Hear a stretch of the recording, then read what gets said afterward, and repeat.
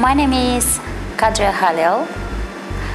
I study business management degree in Hastings College, Brighton University.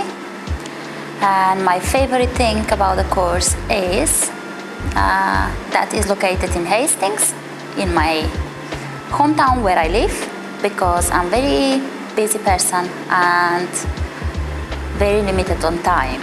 There is one-to-one attention to every single student, which I feel very lucky about it. I have friends that are studying in London and they never get to have one-to-one time with them tutors.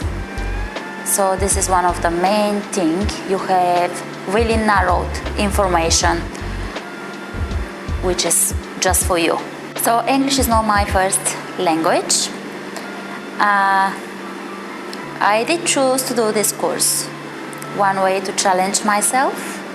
Some of the assignments have been really challenging for me and hard, but they did really put a smile on my face and boost up my confidence. Why someone should study business in Hastings College?